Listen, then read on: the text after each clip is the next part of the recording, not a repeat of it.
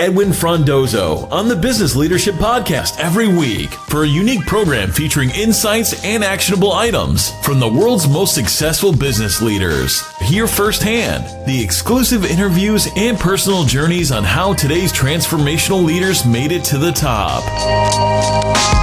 Hey everybody, it's Edwin, and thank you for joining me for another episode of the Business Leadership Podcast. Today, I'm really happy to introduce an old friend and colleague, Greg Friesen. Greg and I, we started our career back at a Canadian telecommunications giant, formerly known as Nortel Networks, within the network planning department. And this was all during the first internet bubble. We actually talked and reminisced about how we used to sell the dream of what the internet should be, having videos to your handheld. But of course, this was well before high-speed internet and cell phones that actually could deliver data. So it was awesome to see where the internet has gone as we were planning for the dream at the time. Currently, though, he is the VP of Product Management and Marketing at DragonWave, and with over 19 years of experience in senior product management, network design, and engineering, it's great to hear his experiences of growing a company, a small company of $3 million revenue to over $100 million worldwide, and how he grew as a leader, how he learned. And not only do we hear about how Greg's authored numerous papers, magazine articles, and how he speaks at different industry conferences, but it was amazing to find out that he also holds 2 granted patents and has 3 pending applications in the networking area. And the one thing we really dive into is our shared passions of running, except for the fact that he's much faster to me, and really not to mention has qualified for the Boston Marathon. But before jumping in, I wanted to give a quick shout out to my media partners, to the folks at IT World Canada for their overwhelming support for the show. So with that, enjoy the episode. Welcome to the show, Greg. Thanks, Edwin. Glad to be here. Awesome. Well, first off, thank you again so much for taking the time to join us today. First off, why don't we start off by just telling a bit about yourself? Tell us who Greg. Yeah, tell us who Greg is, what you do, and who you are, and what you like to do. Sure. Thanks, Edwin. So, I'm Greg Friesen, as you've said. I work in the telecom industry. I love technology. I love being out in front of customers, much like yourself. I'm kind of, although a tech background, I consider my strengths in business and marketing. So love hearing what customers like to do, what they need, what the problems are they'd like to solve. And although I've been in telecom, my interests really expand in all of the tech industry. Outside of work, number one to me is family. I have a wife and 2 daughters. And fitness is important to me as well. I think we'll talk in a while a bit, but try and maintain fitness on a regular basis. I think it's important to have a healthy work and lifestyle balance. Awesome. That's really great. And I'm really excited when we get more into it. I mean, I have a really young daughter, 9 months old, and I do keep fit as well. I try to anyways. So I'm really excited to learn from you on that sense and all the balance. But let's start with work, I guess. Tell us about DragonWave and your current role there, your responsibilities. Sure. DragonWave, we're a telecom equipment vendor. We manufacture wireless microwave equipment. Basically what we do is connect from the cell phone tower back into the fiber optic network. So we have a number of customers in Canada, for example, including Wind Mobile, Videotron. Outside of Canada, one of our big ones is Sprint.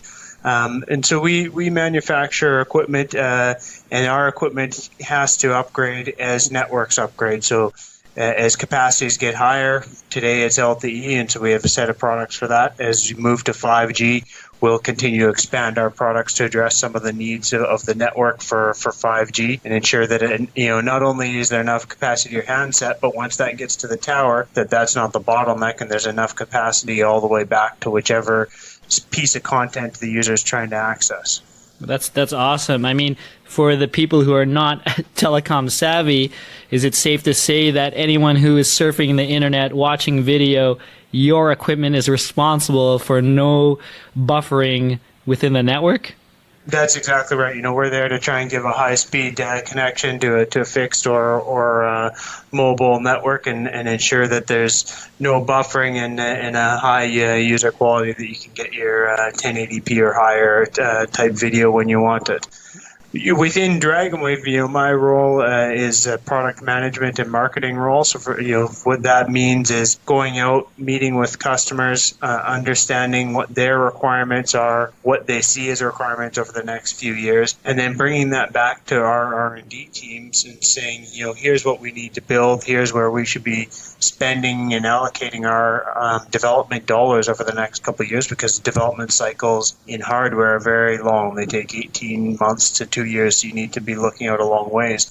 And so going and allocating where we're going to make those investments, and then going and talking to the customers about why we made those investments, and helping them understand how that can fit into their business, and how that can help them be more efficient, get more revenue, and be more profitable. Wow. So do you at DragonWave also work with a lot of the content providers in terms of really understanding the go-to market, or is it really directly from your customers? And just to be on the same page, your customers are the network providers, right? You mentioned Win. It's all the cell phone providers around the world, correct? That's right, exactly. So when someone owns a network, that's typically kind of our cutoff as how far we'll go to touch them. In that some content providers own their own networks, and you're starting to see more infrastructure ownership from the likes of the Amazons, Facebooks, Googles. Those start to be customers as well. Wow, very interesting. Very cool space to be in, especially with the Internet of Things, and I'm not sure where that's going, and I'm sure you have a lot of thoughts and ideas on that, I guess, looking 24 months down. So that's so interesting. I love the industry. I love telecommunications as well, obviously.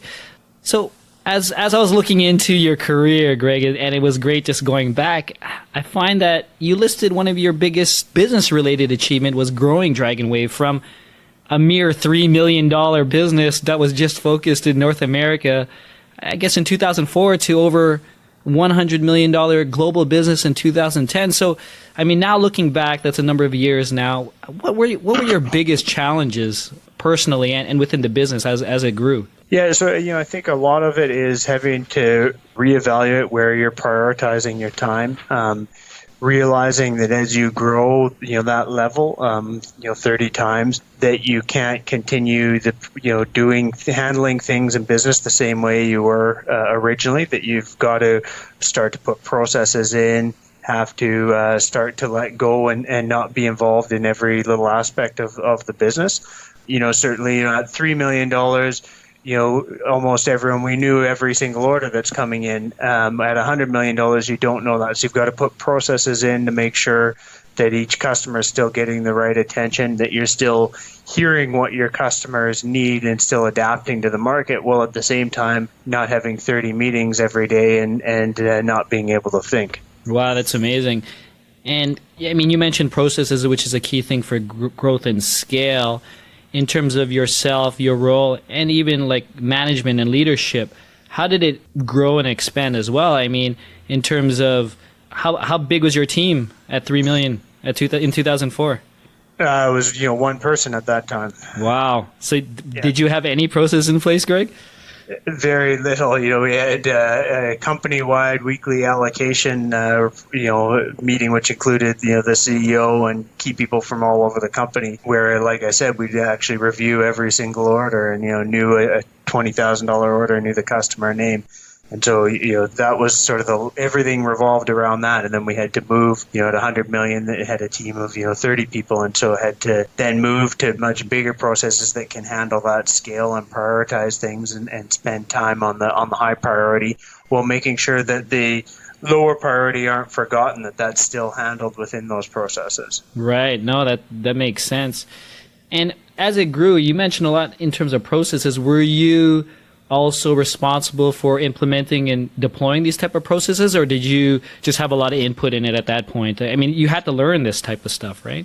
Yeah, so certainly responsible for providing input to a lot of the operations and sales processes, and then without implementing them. But certainly around the product management processes, those had to implement. So put in price approval levels for different levels of product managers, a feature review process, a business case review process, a bid review process. So a number of different things that, as we at the beginning we'd only do one bid a month, and then we at one point are 150 in a year, so you had to start to get processes around that they couldn't just each be handled ad hoc. Well, that it makes sense. It makes sense. You can't be doing it all and high-fiving each other for every sale you guys make. I guess that was the fun part at the time, though.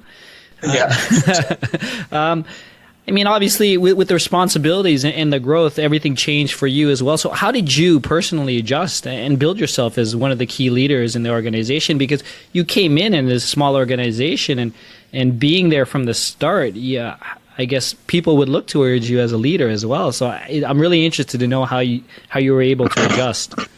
Yeah, I think a lot of it's just trying to look at what the business needs, trying to make sure that I think one of the hardest parts of adjusting can be letting go of some of those things, not being able to be involved and touch every single bit, being willing to trust your team and the others that you're working with. I think the delicate part is to enable your team to go and make sure that they can make the right business decisions and that you still understand what's going on without micromanaging them. So, that I think was probably one of the biggest, growth things, hurdles for me that takes some time of, having, to look at what other leaders that have more industry within our business, like our CEO, watching what he's doing, reading industry leadership books, learning about what others are doing, and then trying to implement that and understand that you can't be part of every decision, but if you have the right processes and the right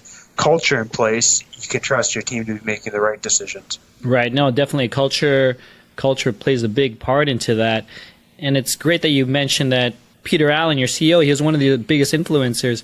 And I know you've listed other folks like Warren Buffett, Steve Jobs, Charles Munger.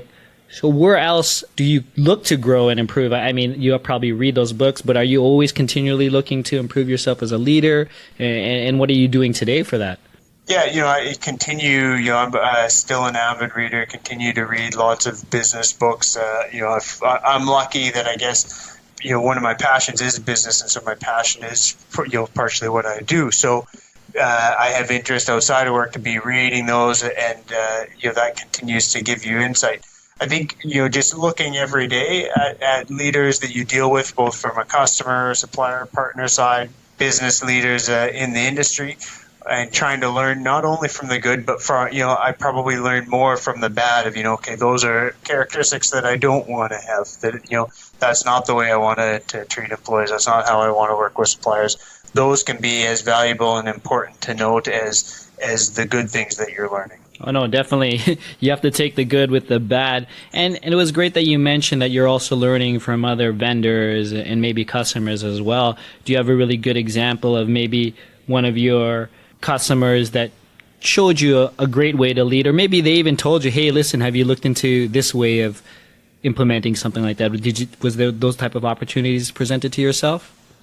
Well, certainly, one of our largest customers is Sprint, and so I think you learn a lot from them. One in terms of watching what they're doing, so not only in face-to-face meetings, but watching how they speak to the public. They're a much larger company, so it's interesting to see how their organization's structured and how key people within their organization handle both their interactions and their requirements from a vendor like us, as well as what they talk to the street about how their network requirements are and how they're going to address their customer needs. So we follow many of the leaders within that customer. Generally try and watch what a lot of the key customers in the industry, the telecom, both from the vendor side and the service provider side, what the CTOs and the CEOs, are doing, and try and watch a lot of their key speeches. And I think it gives not only leadership insights, but also insights into the direction of the industry. Yeah, no, that's really interesting. Something that just came to mind as you were talking about listening to the leaders within these wireless telco companies. Who, and maybe you don't have to name names, but who do you see as really a vision moving forward? Is it coming from the wireless providers, or is it coming from the content creators now? Like, who's really pushing the envelope for telecom? I think it's a combination right now, and I think that's a great question. The earnings are still coming from the service providers. That's where the majority of the earnings in this industry are. The Vodafones, the Bells, the AT&Ts, the Verizons. They earn way more money than even though we consider them giants, than Google's or Facebook's. Because there's so many of them, and in each country they're each making billions of dollars. China Mobile one as well. But I think they're all following and being pushed to the limit by thinking outside the box that's coming from the likes of Google's and Facebook's and Amazon's, Microsoft's, and they're all somewhat, I would say, give them more credit than their size. You see some of them with a stronger eye to those than to some of their direct competitors, because they are aware that those guys are pushing the limits and that they are a big influence and maybe rethinking and looking outside the box, have the culture to look outside the box more than some of the operators do. Yeah, no, that's really cool. It's such an interesting time. I like to tell everyone I talk to with regards to telecom and the internet, and really quickly, short story. I still tell people, Greg, you probably remember this. Is we were designing when we were in network planning, we were selling the dream of real time to the mobile, and that didn't happen until like 10, 15 years later, which is still pretty amusing to me. Yeah, exactly. We had the fiber network there, just not the access after, right? Yeah, no one had the access or the handhelds, right, that could handle it. So that's really cool to me. Just to bring back, I mean, you mentioned that a lot of your key mentors was Peter Allen, and you read a lot. So what are you reading right now? Is there something that you're specifically reading? Well, it's a good question. I'm always reading. Right now I think I probably have 3 books on the go, and I kind of because I've got a variety of interests. It's sort of wide range of things. So I'm almost always reading a running book. Right now I'm reading Meb for Mortals, around the U.S. medalist Meb McCluskey. Also reading a book called Mission: How the Best in Business Break Through. It's basically about a lot of startups, Facebooks, Ubers, Airbnbs, how they made some of their breakthroughs. And then I'm reading a book called Clash of Civilizations by Sam Huntington. Wow, I love the spread there. Everything from running to civilization and business included. Yeah, exactly. I mean, running, I know you and I share that love for running. You might be a lot more experienced. I mean, you are an avid runner. I did some research. I checked the sports stats, and your best marathon time was 3:07. So amazing! Congratulations. But I guess tell me why you like to run first off. Well, I probably could go on for a whole podcast just on that, Edwin, but I think there's so many positive aspects to running for me. Staying fit and healthy, is one of the key things. I found running. I travel a lot for business, and have a family. Very tight on time. It's something that I'm able to keep up on a regular basis, even with a tight schedule. That I can show up for be in Indonesia for a meeting, but still get 45 minutes in on the treadmill before I go to a meeting. So something that can be very flexible and allow me to stay in shape.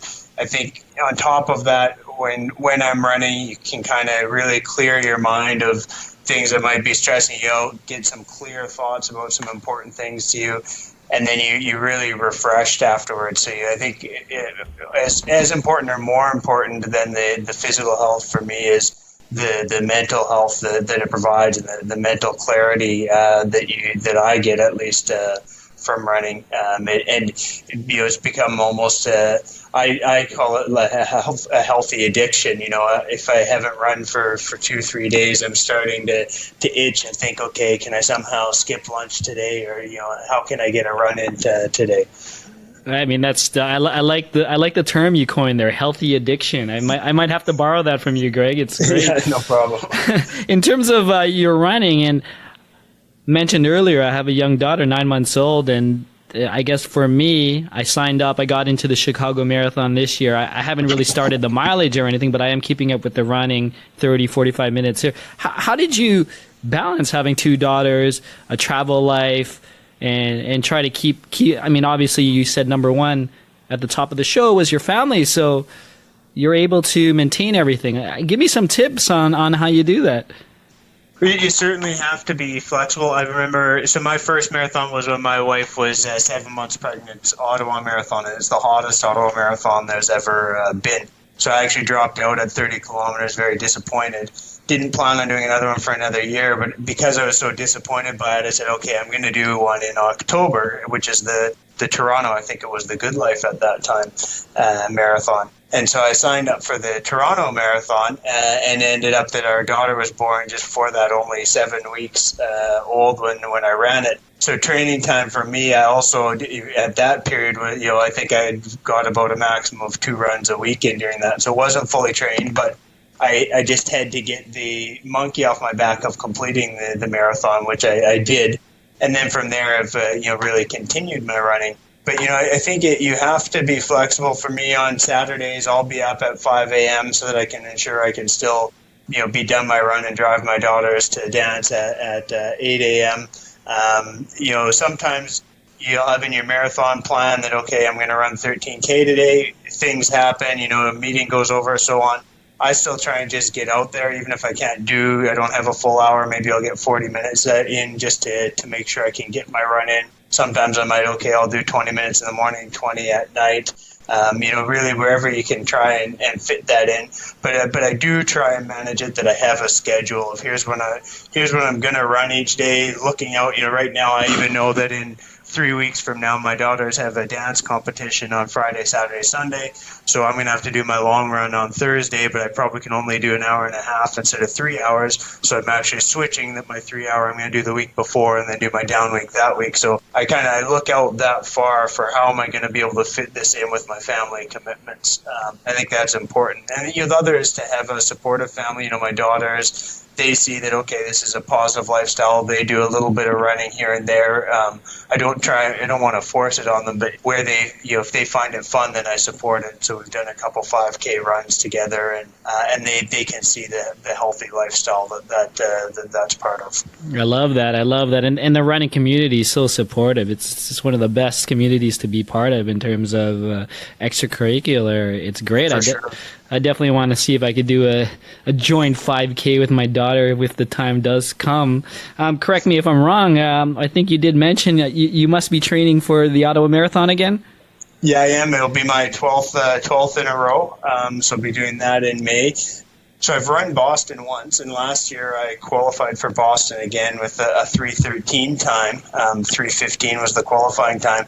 But it was oversubscribed, so the end cutoff time ended up being only 3:12, so I missed it by about a minute. So this year I'm hoping to qualify with a little bit more room, maybe 4 or 5 minutes to make sure that I can get in for 2018. Well, awesome. Well, congrats for sort of getting in, I guess. But yeah.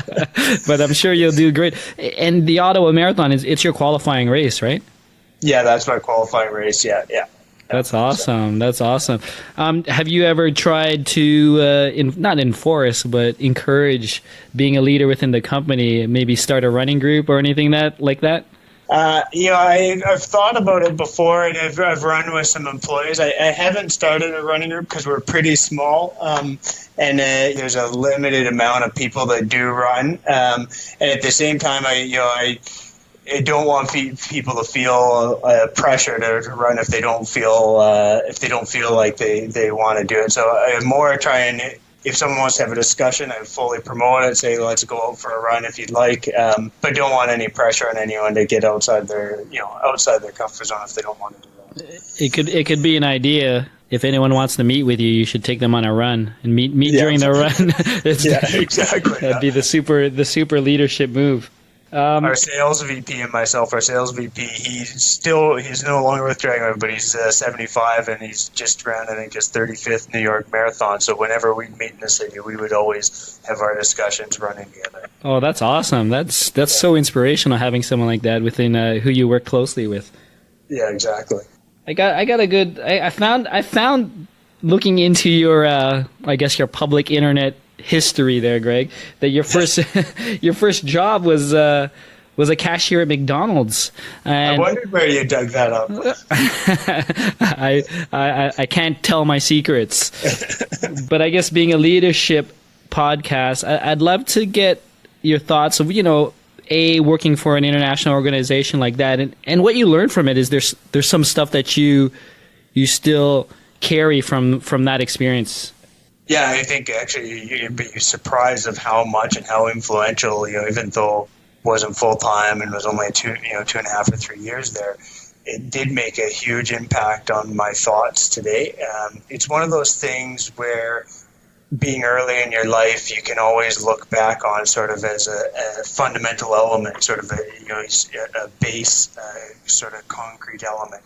And so at McDonald's, there's a fantastic focus on customer focus and the customer being right. And, that's something I believe strongly in. And so when working, you constantly can kind of go back to those principles that you'll learn very early on, that, okay, is what we're doing here right for the customers? Is this going to help the customer or not? And so I think, that's something that was ingrained into me from there that's very important. I think the other at McDonald's, there is a big focus on it's hard work only. You can't hide behind anything there. Either you're helping get customers through, or you're making burgers, or you're not. There's nothing to hide behind. And so I think the work ethic and the people that succeed and do well at McDonald's they're putting in effort and they're working hard. And so there is no substitute for hard work, and I think that was also built into me from those early experiences.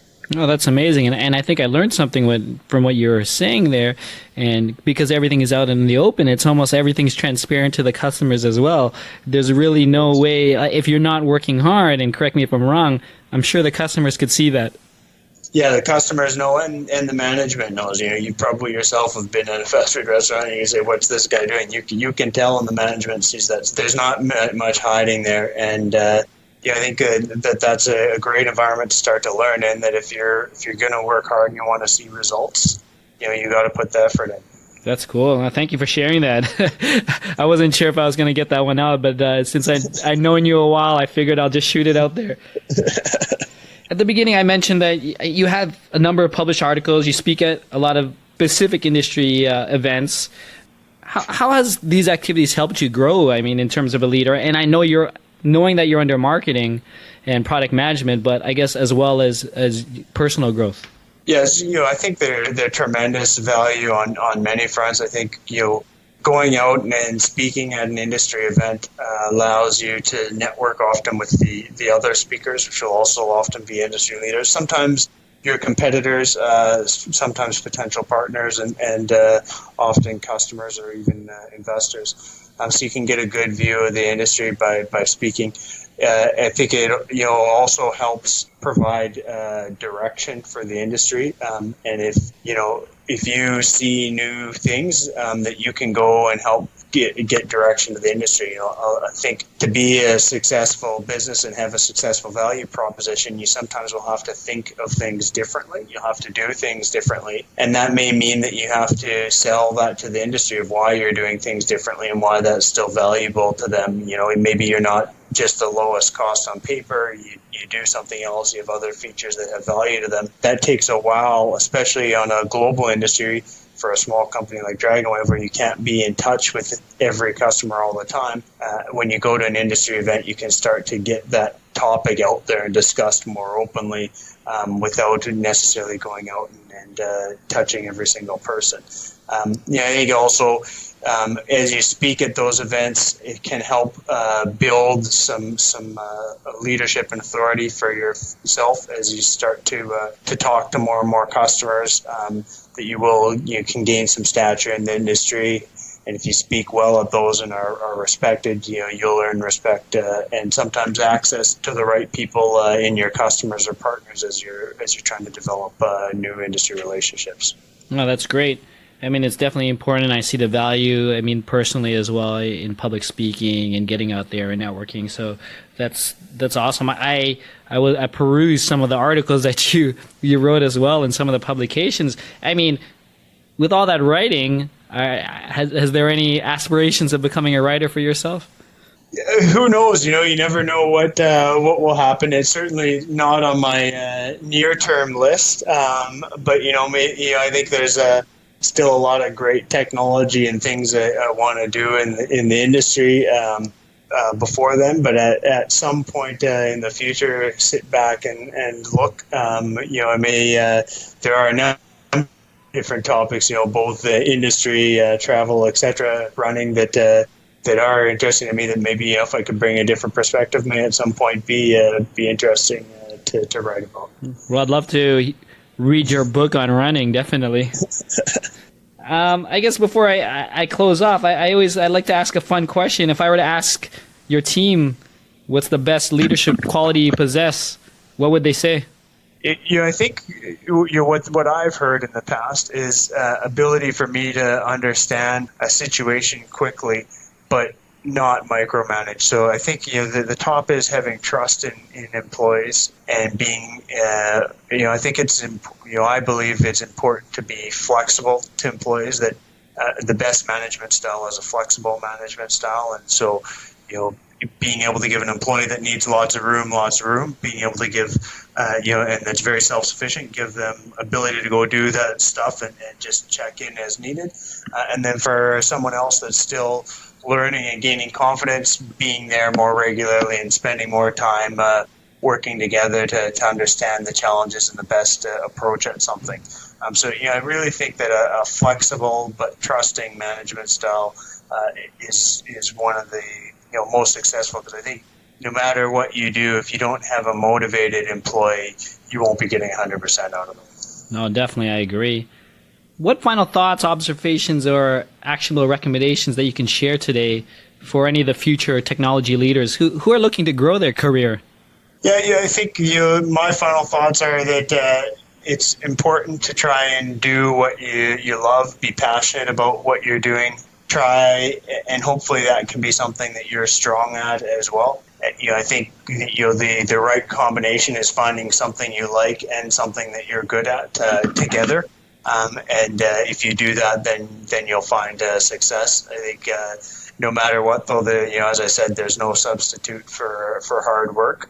But you're not going to be able. It would be almost impossible for you to put hard work in if you don't like what you're doing.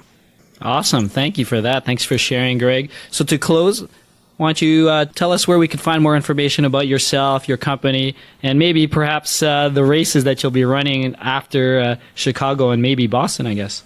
Sure, yeah. So at Greg_Friesen is my Twitter handle. You can find DragonWave on Facebook as well. And we're DragonWave Inc. on Facebook. And all our latest things we're doing, places I'm speaking, conferences we're attending are all on there as well.